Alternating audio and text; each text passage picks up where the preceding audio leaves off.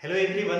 तो इस चैप्टर का जो पिछला लेक्चर था ना, उसमें हम लोगों ने हेनरी लॉ को डिस्कस किया था काफी डिटेल में, और हेनरी लॉ जो है वहां समाप्त हो चुका था।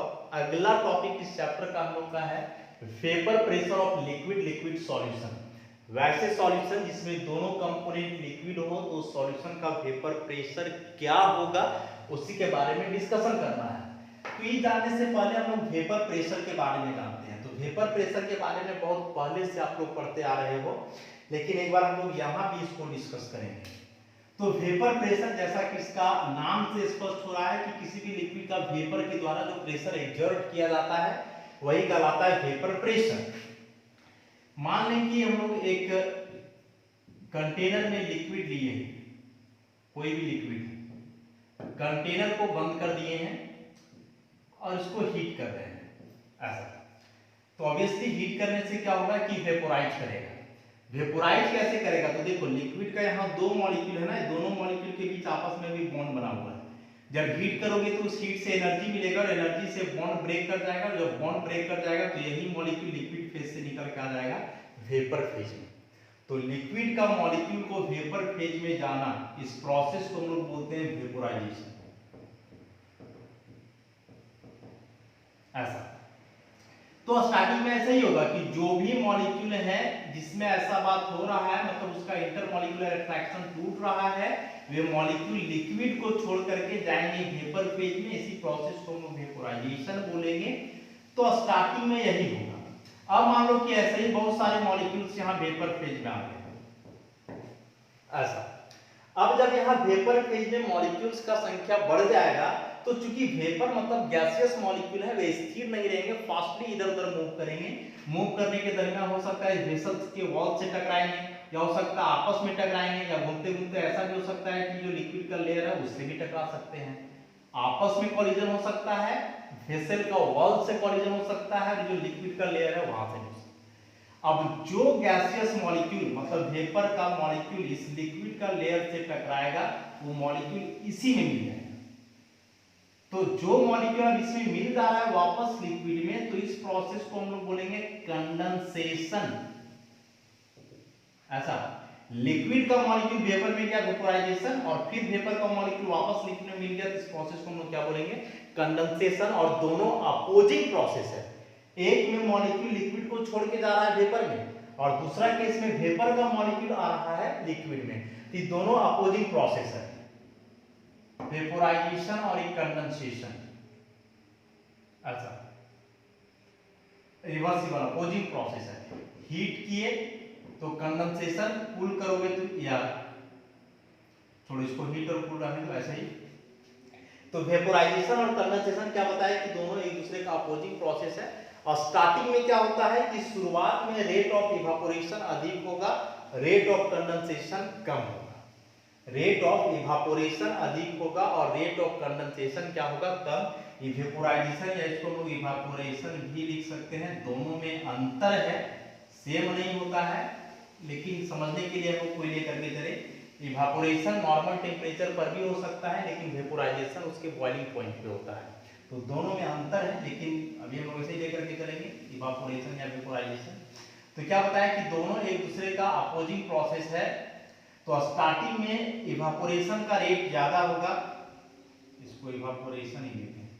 इवापोरेशन का रेट अधिक होगा, कंडेंसेशन का होगा कम। मतलब ज्यादा से ज्यादा लिक्विड मॉलिक्यूल छोड़ के वेपर फेज में जाएगा, और कम से कम मॉलिक्यूल वेपर से आकर के किसमें मिलेगा? लिक्विड में मिलेगा। लेकिन एक वैसा भी टाइम आता है जब रेट ऑफ इवापोरेशन इक्वल हो जाता है रेट ऑफ कंडेंसेशन का। मतलब यदि दो मॉलिक्यूल लिक्विड से वेपर में जा रहा है, तो फिर दो मॉलिक्यूल ही वेपर से लिक्विड में आता है। तो जब रेट ऑफ इवापोरेशन बराबर हो जाए रेट ऑफ कंडेंसेशन का, तो इस स्टेज को हम लोग बोलते हैं इक्विलिब्रियम स्टेज।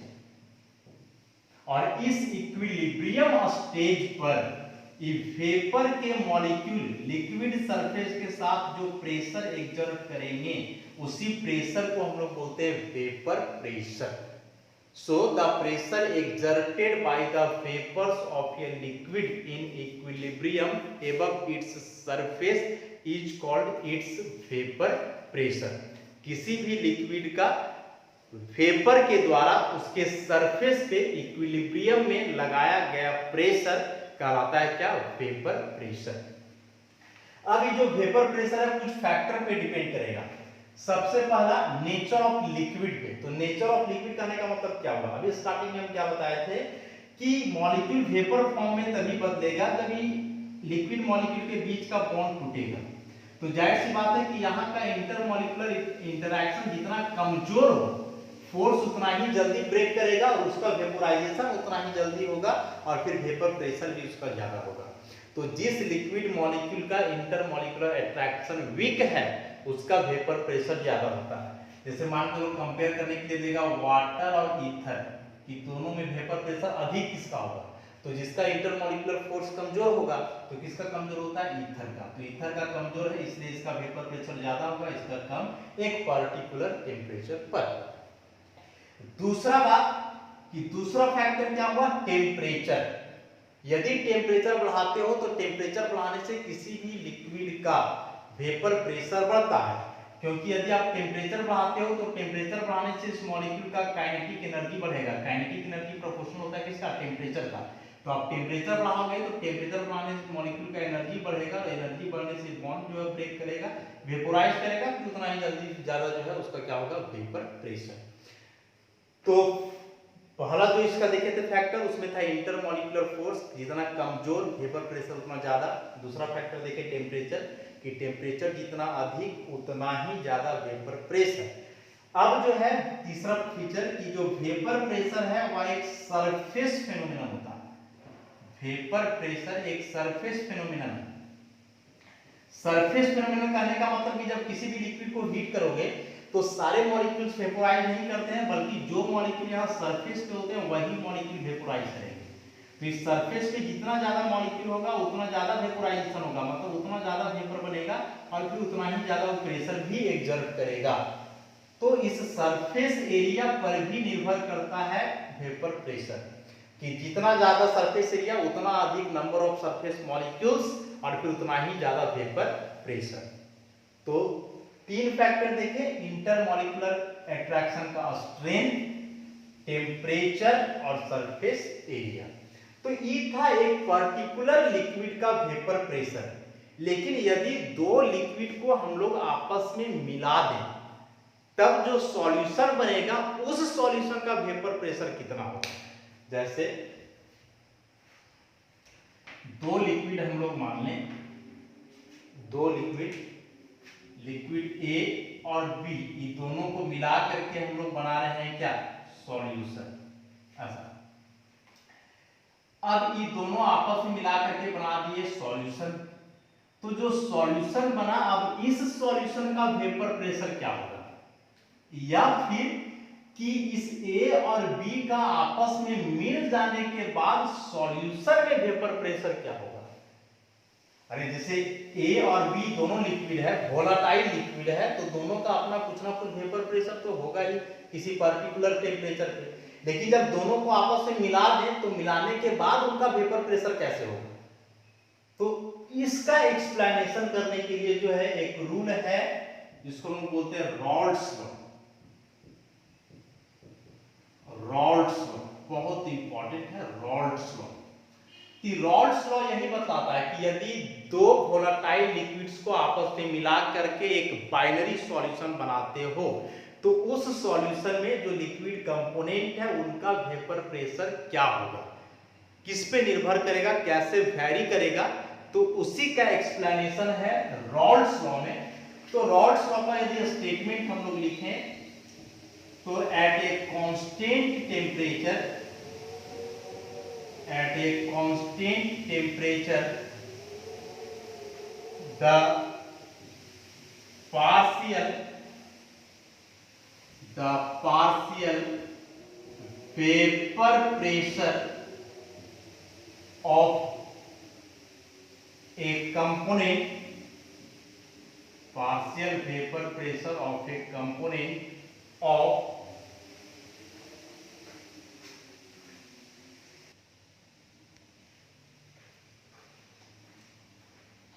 हाँ तो क्या लिखेंगे स्टेटमेंट कि at a constant temperature the partial vapour pressure of a component of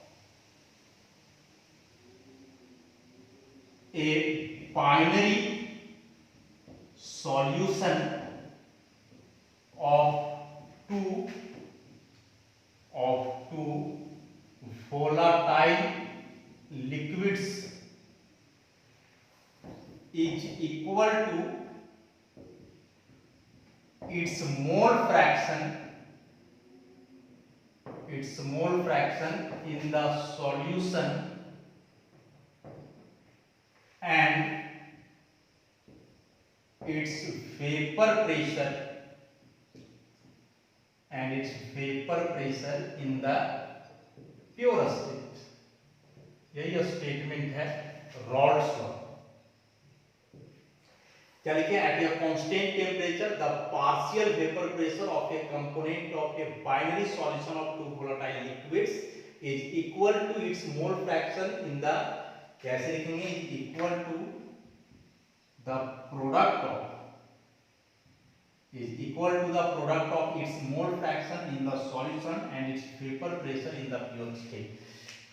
इसका समझते हैं हम लोग। ऐसे स्टेटमेंट से कुछ बात पता नहीं चल पाएगा।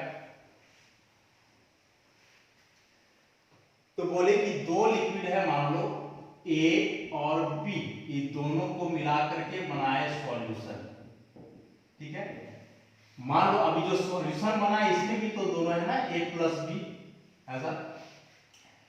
तो मान ले कि A जब अलग है तो इसका वेपर प्रेशर है Pa0, उसी प्रकार से B जब अलग है इसका वेपर प्रेशर है Pb0। इसका मोल फ्रैक्शन है Xa और इसका मोल फ्रैक्शन है Xb। नहीं, जब दोनों लिक्विड सेपरेट हैं, दोनों अलग अलग है, तो इसका वेपर प्रेशर Pa0 मान लें, इसका वेपर प्रेशर Pb0, इसका मोल फ्रैक्शन Xa, इसका मोल फ्रैक्शन Xb। अब इसको आपस में मिला दिए, तो मिलाने के बाद जो सॉल्यूशन बना, तो सॉल्यूशन में चूंकि अब दोनों लिक्विड है तो दोनों लिक्विड का वेपर प्रेशर होगा। अब दोनों का वेपर प्रेशर पहले के जैसा नहीं होगा, मतलब प्योर स्टेट में जो वेपर प्रेशर है वही वेपर प्रेशर सॉल्यूशन में नहीं होगा। मान लें कि सॉल्यूशन में इसका वेपर प्रेशर है Pa और इसका वेपर प्रेशर है Pb। क्या बताया? Pa0 क्या है? Vapour pressure of A in the pure state. Pb0 क्या है? Vapour pressure of B in the pure state. Xa क्या है? मोल fraction of A in the solution, क्योंकि जितना इधर है उतना ही सॉल्यूशन में होगा।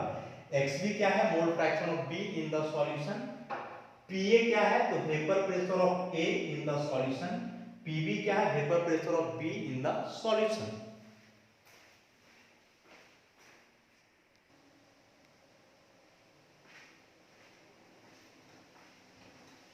तो यहां हम लोग देख लिए क्या क्या बात लिखे हैं कि Pa0 A का वेपर प्रेशर है प्योर स्टेट में, जब इसको मिलाया नहीं गया है B के साथ। उसी प्रकार से Pb0 वेपर प्रेशर है B का प्योर स्टेट में। Xa mole fraction of A, Xb mole fraction of B। Pa हुआ vapour pressure of A in the solution and Pb is the vapour pressure of B in the solution. तो Rawls law क्या बोलता है कि जो A है उसका vapour pressure जो है सॉल्यूशन में, मतलब Pa, वह बराबर होगा इसके मोल फ्रैक्शन और प्योर स्टेट में जो वेपर प्रेशर है इसके प्रोडक्ट का, मतलब गुणनफल का। मतलब Pa इक्वल हो जाएगा Pa0 into Xa। उसी प्रकार से जो B है तो उसका वेपर प्रेशर जो है सॉल्यूशन में, मतलब Pb, वह बराबर होगा उसके मोल फ्रैक्शन मतलब Xb into उसका प्योर स्टेट में जो वेपर प्रेशर है, मतलब Pb0।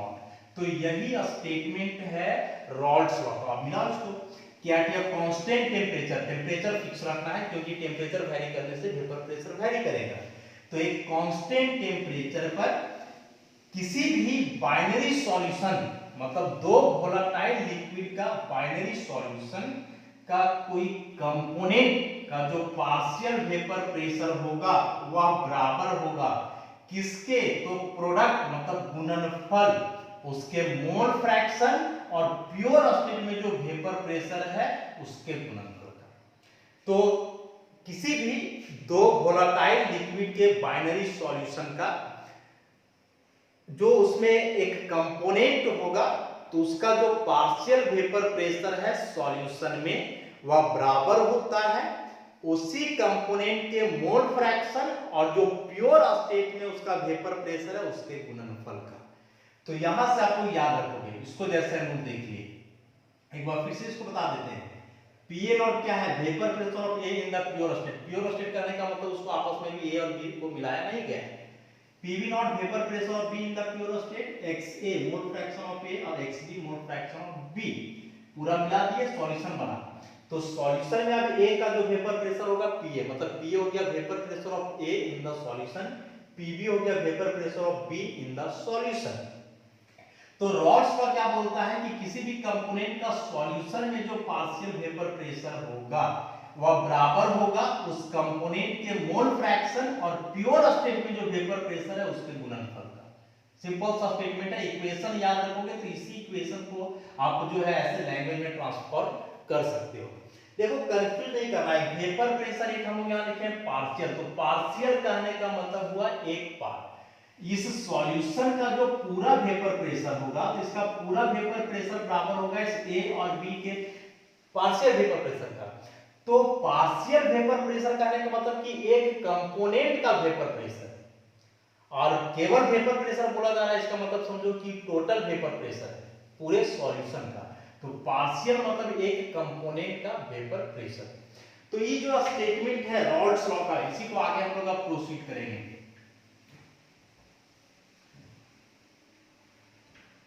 तो इसको हम लोग अब ऐसे लिख सकते हैं कि मान लें ए और बी जो है दो वोलाटाइल लिक्विड्स हैं।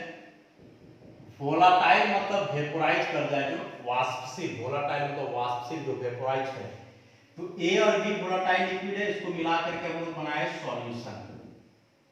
तो रॉड्स लॉ के अनुसार कि सॉल्यूशन में जो ए का वेपर प्रेशर होगा वो उसके प्योर स्टेट का vapour pressure into mole fraction, उसी प्रकार से Pv बराबर हो जाएगा Pv नॉट इनटू xv। इसको मान लो इक्वेशन नंबर 1। अब यदि सॉल्यूशन का वेपर प्रेशर हम लोग निकालें P सॉल्यूशन, तो जाहिर सी बात है दोनों को जोड़ देंगे डाल्टन्स लॉ में जैसा हम लोग पढ़े हैं, ऐसे Pa प्लस Pb। अभी Pa और Pb का जो है वैल्यू हम लोग यहाँ से पुट करते हैं, ये हो जाएगा Pa nought into XA plus ये हो जाएगा Pb नॉट इंटू XB। तो यहाँ से P का एक इक्वेशन आ गया ऐसा, P equal to Pa nought into XA plus Pb nought into XB, और Pa नॉट XA नॉट क्या है हम यहाँ से देख ही रहे हैं। अब यदि इसको और आगे इलैबोरेट करोगे, इसको मान लो इक्वेशन नंबर 2, तो हम लोग पढ़े हैं कि किसी भी सॉल्यूशन में जितने भी कंपोनेंट होते हैं सबके मोल फ्रैक्शन को यदि जोड़ दो तो आता है 1 के बराबर। तो XA प्लस XB हो जाएगा 1। अब यहाँ से यदि XA निकालोगे तो हो जाएगा 1 माइनस XB।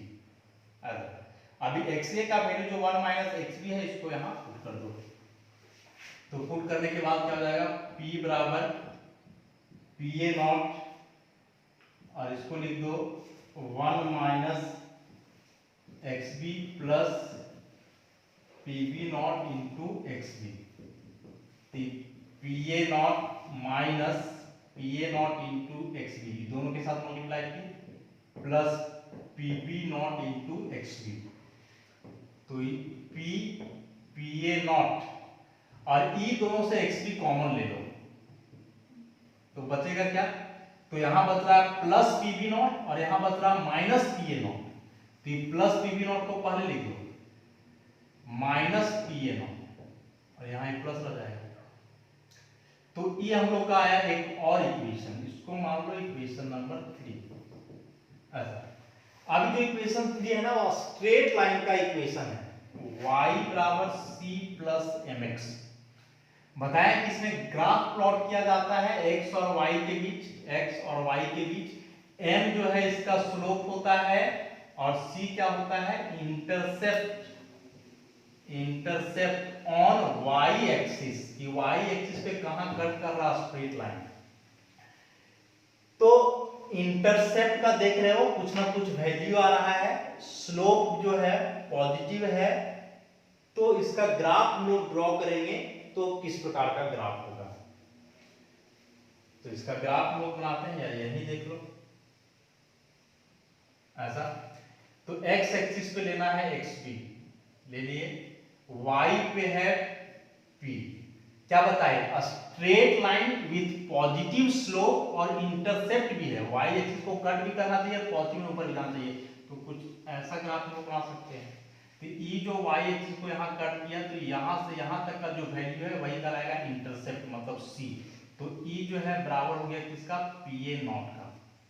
उसके बाद इस लाइन का स्लोप इतना हुआ, तो pp not minus pa not.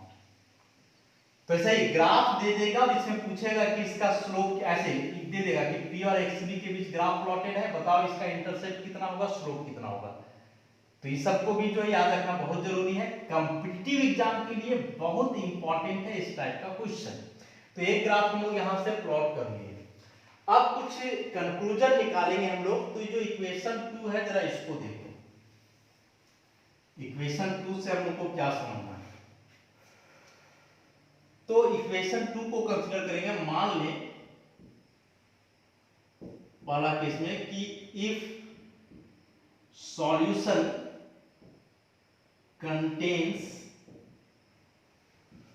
Only liquid A. मान लें कि सॉल्यूशन में केवल एक ही लिक्विड है, ए, बी नहीं है।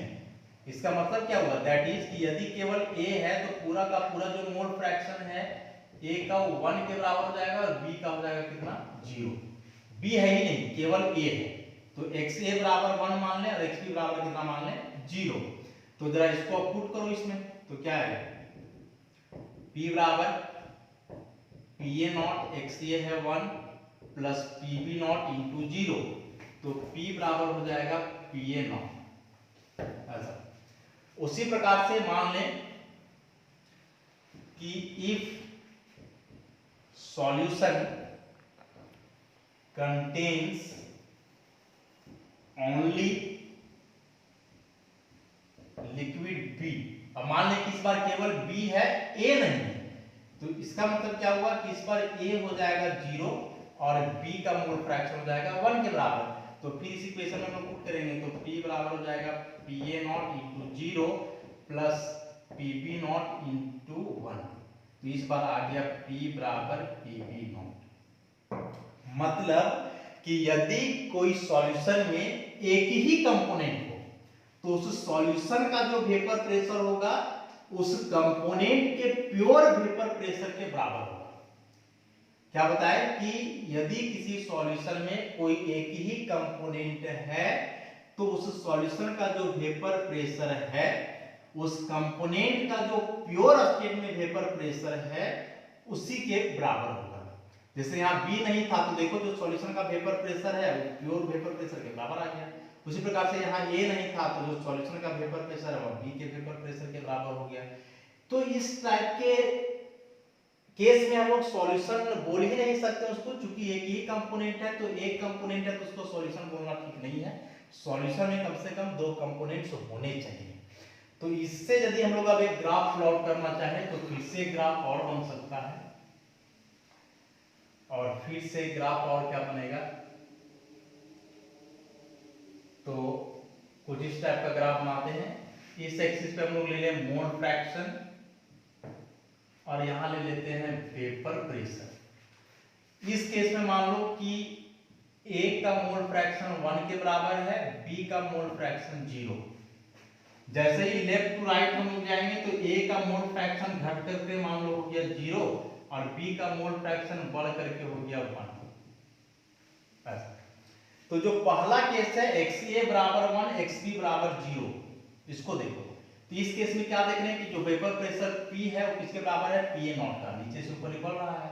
तो मान लो कि यहाँ है Pa नॉट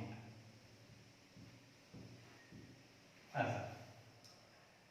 उसके बाद अब इस केस को देखो कि इस केस में क्या हुआ है कि जब यहाँ XA 0 और XB 1 है तो इस केस में P बराबर हो गया Pb नॉट का। तो मान लो कि यहाँ कहीं है Pb नॉट ऐसा। XA 1 XB 0 तो वेपर प्रेशर Pa नॉट के बराबर। इसी प्रकार से XA 0 XB 1 तो वेपर प्रेशर Pb नॉट के बराबर। अब क्या है कि लेफ्ट टू राइट जा रहे हैं तो ए का अमाउंट घट रहा है, बी का बढ़ रहा है, तो जब ए का अमाउंट घट रहा है तो उसका वेपर प्रेशर भी घटेगा। ऐसे यहाँ तो आते आते हो जाएगा 0, यहाँ ए है ही नहीं तो इसका वेपर प्रेशर भी नहीं बनेगा। उसी प्रकार से यहाँ बी नहीं है तो बी का यहाँ वेपर प्रेशर नहीं होगा, लेकिन जैसे ही इधर से इधर जा रहे हैं बी का अमाउंट बढ़ते जा रहा है 0 से 1, तो इसका वेपर प्रेशर भी इंक्रीज करेगा। ऐसा तो E हुआ vapour pressure of A in the solution, E हुआ vapour pressure of B in the solution. अब ये दोनों को मिला दोगे तो E वाला जो ग्राफ बनेगा E कहलाएगा vapour pressure of solution P, जो कि बराबर होगा किसका, PA not, sorry PA not नहीं, PA प्लस PP का। ऐसा तो इसी के अनुसार से हम लोग का एक ग्राफ बना है कि दो ग्राफ हम लोग प्लॉट किए, एग्जामिनेशन के लिए दोनों इंपॉर्टेंट है।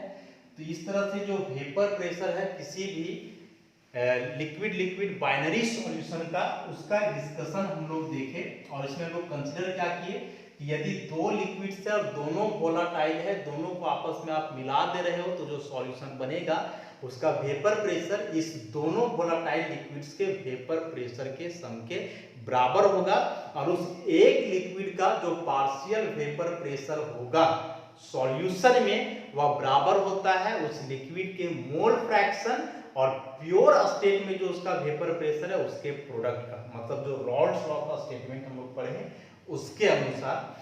नेक्स्ट क्लास में इसी चैप्टर को हम लोग आगे प्रोसीड करेंगे। तब तक के लिए इतना आप लोग ध्यान से देखो, पढ़ो और समझो। इस सारी बातों का ऐसा ही डिटेल एक्सप्लेनेशन किया हुआ है नोट्स में, तो वहां से आप लोग पढ़ोगे और समझोगे।